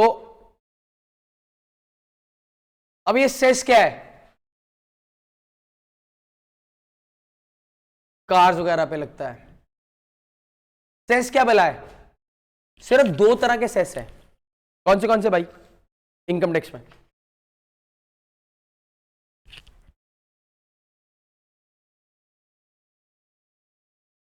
कोविड आया तब भुगते कोविड से, कितनी मेडिकल इमरजेंसी थी, एकदम से पैसा निकला था सरकार के पास से? नहीं निकलता ना। पैंडेमिक आए कोई, पैसा इकट्ठा करके रखना पड़ता है ये फ्यूचर के लिए। अगर मैं तुमसे एकदम से कह दूं भैया तुम 10 लाख रुपए निकाल दो, कोई प्रॉब्लम आ गई, तो मेडिक्लेम कराते हैं, सब मेडिक्लेम कराते हैं। मेडिक्लेम क्यों कराते? थोड़े पैसे जाते रहे, कुछ इमरजेंसी आए तो वहां से प्रीमियम हमारा 10 लाख का 15 लाख का कवर है, हमें कोई पैसा देने की जरूरत नहीं, हमने तो 10-20 हजार करके दिए हुए हैं, जो एक हम बेयर कर सकते हैं। ठीक है, तो 20-20 हजार करके हमने मेडिक्लेम करा रखा है अपना, तो अगर कोई मेडिकल इमरजेंसी आती भी है 5-10 लाख रुपए की, तो वो आराम से निकल जाती है। ठीक है, अब कोविड आया तो गवर्नमेंट के पास भी तो कुछ ऐसा फंड होना चाहिए कि जो हेल्थ डिपार्टमेंट को वो पे कर सके, जहां वो वैक्सीन खरीद सके पूरे वर्ल्ड में, जहां वो मैन्युफैक्चर कर सके। ठीक है, तो इसको सोचते हुए B.R. अम्बेडकर जी जो थे हमारे, बहुत सही कॉन्स्टिट्यूशन लिख गए। इसीलिए शायद हम प्रोग्रेसिव डेवलप्ड कंट्रीज हैं आज की डेट में, डेवलपिंग तो है ही, we will be developed countries in future.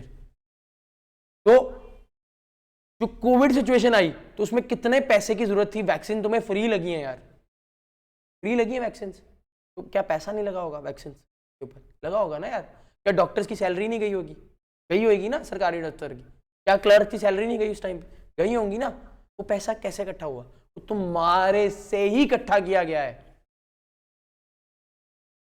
तो 2 तरह के सेस हैं, हेल्थ प्लस एजुकेशन। हम चाहते हैं कि एजुकेशन बढ़े, हम चाहते हैं कि हेल्थ में डेवलपमेंट हो, तो हम एक छोटा सा 4% सेस कलेक्ट कर in the form of tax. तो जैसे अगर 41.1 बना, तो इसका अगर मैं 4% करूंगा तो कितना बना? 104% करूं इसका तो 1.6 प्लस 41.1 कितना ले लिया भाई? 42.70। मतलब ये टैक्स के ऊपर टैक्स लग रहा है। तो एक छोटी सी चुंडी सी काट ली, जो सब टैक्स पेयर से काट ली। वो टैक्स पेयर से काटने के बाद क्या हुआ? एक कुछ पार्ट उसका हेल्थ में चले गया, कुछ पार्ट उसका एजुकेशन में चले गया। ये सिर्फ उसी के लिए ही यूज हो सकता है, ये कहीं और नहीं जाएगा। जाएगा कंसोलिडेटेड फंड में ही, बट जाने के बाद जो 4% आया वो सेग्रीगेट होके कुछ हेल्थ में और कुछ एजुकेशन में फंड में इकट्ठा हो जाएगा, और इकट्ठा होता रहेगा, और वो ही हम आगे यूज कर लेंगे। जो प्राइमरी स्कूल्स हमारे चलते हैं ना सरकारी, जो मिड डे मील मिलती है फंड से मिलती है। तो यू आर अ कंट्रीब्यूटर। कहते ना हम दान करने जा रहे हैं, तो दान करने की जरूरत नहीं, टैक्स पे करो ना यार। जो लोग दिखाते हैं मैं दान कर रहा हूं जी, तो टैक्स की क्लैरिटी नहीं है। फोटो खिंचाते हैं, लंगर लगाया, फोटो खिंचाई, वो प्रधान आता तुम्हारे एरिया का, प्रधान जी 2 बारी दिखाते हैं, जरूरत ही नहीं है यार शो ऑफ करने की। You are paying the tax, you are developing the country. Health के लिए तुमने कंट्रीब्यूट कर दिया, एजुकेशन के लिए तुमने कंट्रीब्यूट कर दिया 4%, तो तुम्हारा फंड, और ये फंड सिर्फ वही चीज के लिए यूज होगा और किसी चीज के लिए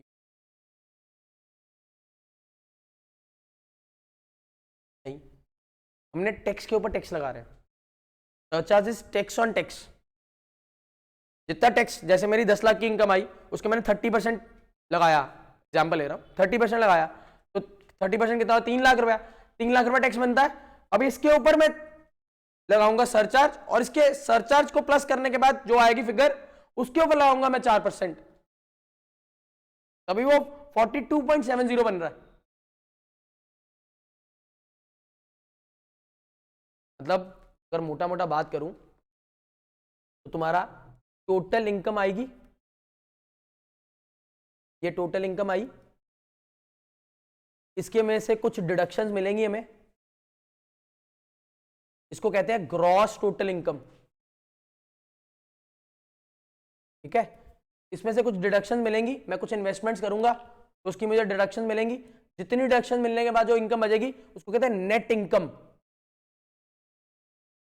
तब कराऊंगा ये, ठीक है, क्वेश्चन रेज हो गया तो क्लैरिटी करनी पड़ी। ठीक है, तो नेट इनकम, नेट इनकम के ऊपर क्या लगेगा, स्लैब का रेट, मेरा जो मेरा स्लैब का रेट होगा टैक्स का, नॉर्मल टैक्स, जो पहला वाला कॉलम किया ना हमने, पहला कॉलम, वो नॉर्मल टैक्स जो अथॉरिटी दे रहा है 265, फिर उसके बाद 246, फिर उसके बाद 270, ये सारा वो वाला कॉलम है। ठीक है, तो ये रेट्स लग गए मेरे, 30% लग गया, वो ये 10 लाख रुपए आया, उसके ऊपर 30% लग गया, 3 लाख रुपए हो गया।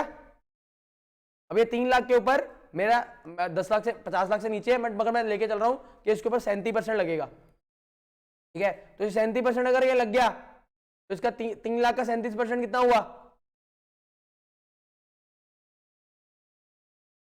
1,11,000,000, 1,11,000, ये टोटल कितना हो गया, 4,11,000। अब इसके ऊपर 4% और लगेगा,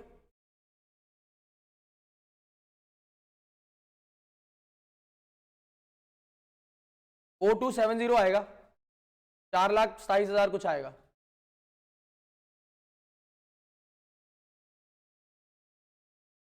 वन सिक्स डबल 4, तो टोटल मारो, 0 है लास्ट में, 16,440 रुपए, ये हुआ 16,440 रुपए। कितना आ गया भाई, टोटल मारो, 4,27,440। तो हमने ऊपर रेट क्या निकाला था, ये देखो 42.70। समझ आया कैसे आया ये, समझ आया, clear. Normal tax, surcharge, cess, rates वगैरह सब पढ़ेंगे, क्या रेट्स हैं, और पहले कॉन्सेप्ट तो पता हो। मैं रेट्स में पहले करा दूं, तुम्हें कॉन्सेप्ट ही नहीं पता। सरचार्ज क्यों लग रहा है, सेंटर को पैसा चाहिए, सेंटर को पैसा आ गया सेंटर के हाथ में तो पॉलिसीज बना सकता है, लॉज बना सकता है, पावर आ गई, पैसा आ गया, दोनों चीजें आ गई, तो अपनी पॉलिसी निकालेगा। तो इसीलिए कितने, तुम देखो कितनी पॉलिसीज आई हैं। ठीक है, 2014 के बाद ड्रास्टिक चेंज आया है पॉलिसीज में, डेवलपमेंट भी हुई है, क्लियर। तो आज नॉर्मल टैक्स कर लिया, सरचार्ज कर लिया और सेस कर लिया। तो सेस क्या है, एक स्पेसिफाइड टैक्स है जो स्पेसिफाइड पर्पस के लिए यूज होता है। उसमें एक हेल्थ है, इसको HEC लिखते हैं हम शॉर्ट फॉर्म में, health and education cess. Clear clear done है। मिलते हैं नेक्स्ट क्लास में, आज यहीं से